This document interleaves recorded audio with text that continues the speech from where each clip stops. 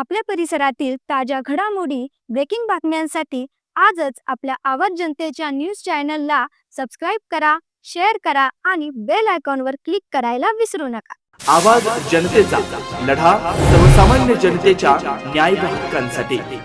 शिर्डी नगर परिषदेच्या उपनगराध्यक्षपदी अभय शेळके यांची निवड करण्यात आली. जलसंपदा मंत्री तथा अहिल्यानगर जिल्ह्याचे पालकमंत्री डॉक्टर राधाकृष्ण विखे पाटील यांच्या सूचनेनुसार ही निवड प्रक्रिया पार पडली. यावेळी शिर्डी नगर परिषदेच्या नगराध्यक्ष जयश्रीताई थोरात यांनी आपल्या पदभाराचा स्वीकार केला. निवड प्रक्रियेदरम्यान शिर्डी नगर परिषदेचे नवनिर्वाचित नगरसेवक मोठ्या संख्येने उपस्थित होते. उपनगराध्यक्षपदी निवड झाल्यावर राधाकृष्ण विखे पाटील यांनी अभय शेळके यांचा सत्कार करून त्यांना भावी कार्यासाठी शुभेच्छा दिल्या. या निवडणुकीत स्वीकृत नगरसेवक म्हणून धनराज कैलास कोते व अब्रार कय्यूम शेख यांची निवड करण्यात आली. शिर्डी शहरातील जनतेनं नगर परिषदेच्या निवडणुकीत भाजप महायुतीवर स्पष्ट बहुमताचा विश्वास दाखवला. हा जनतेचा कौल जबाबदारीची जाणीव करून देणार आहे. शहराच्या सर्वांगीण विकासासाठी अधिक जोमानं काम करण्याची प्रेरणा देणार असल्याचं नूतन पदाधिकाऱ्यांनी सांगितलंय. आवाज जनतेसाठी राहुल फुंदे, शिर्डी. काय नवीन ध्येय धोरण आहे, काय सांगा? आता असे फार मोठे आव्हानं राहिलेले नाही. सगळ्यात मोठं जे आव्हान आहे ते कुंभमेळ्याचं आहे. आणि शिर्डी शहरामध्ये जे सुजयदादांनी जे स्वप्न बघितलेले आहे, नामदार आमचे नेते, राज्याचे नेते नामदार राधाकृष्ण विखे पाटील साहेब असतील, त्यांनी जे स्वप्न बघितलेलं आहे, शिर्डी थीम पार्क, इतर काही एंटरटेनमेंटसाठी ज्या ऍक्टिव्हिटी चालू करायच्या आहे त्या अनुषंगाने ते एक मोठं आव्हान आहे. बाकी मूलभूत ज्या गरजा आहे शिर्डी शहरासाठी ते 100% पूर्ण झालेलं आहे.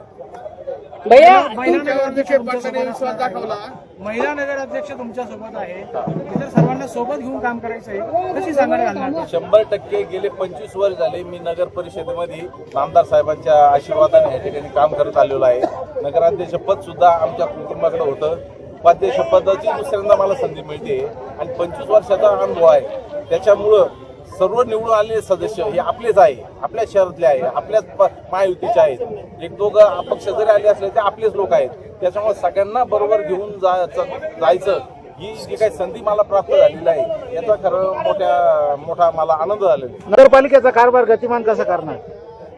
कारभार गतिमान होता आणि याच्यात आणखी गतिमान कसा होईल याचा प्रयत्न आम्ही सर्व नगराध्यक्ष, सर्व नगरसेवक आणि सर्व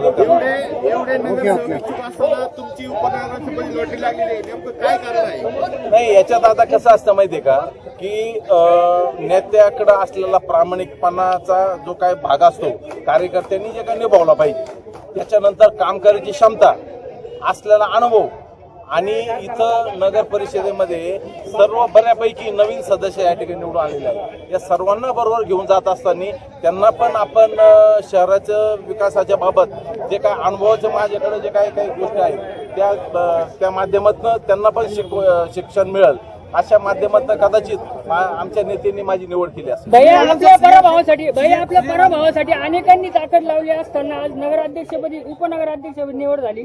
काय आनंद आहे? हाती घोडे तोप तलवारे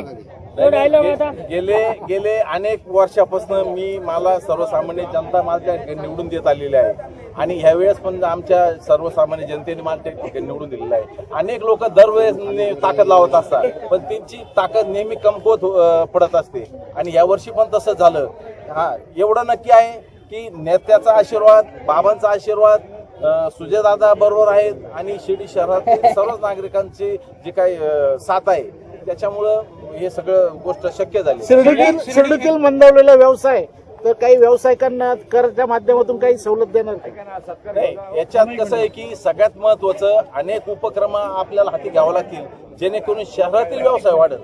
तुम्ही बघा या नाताळामध्ये 22 तारखेला जी गर्दी चालू झाली 22 डिसेंबरला ती 4 तारखेपर्यंत चालली. 26 कोटी रुपये त्या ठिकाणी बाबांच्या दानपेटीत साई भक्तांनी टाकले.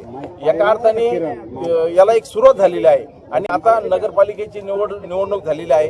नामदार साहेबांनी सुद्धा आश्वासित केलेलं आहे, डॉक्टर सुजयदादांनी सुद्धा आश्वासित केलेलं आहे आणि नक्कीच या 5 वर्षात शिर्डीचा चेहरा मोहरा बदलेल. आणि एक साधारण माझा अंदाज आहे साधारण 1001 कोटी रुपयाचं साधारण सगळं खर्च आहे. जर 1001 कोटी रुपये जर खर्च केले शिर्डी शहरासाठी तर शिर्डी शहर म्हणजे लोक बाबांच्या नगरीत तर बाबांचा आशीर्वाद घ्यायला येतील पण शहर बघायला येतील यात कुठली शंका नाही.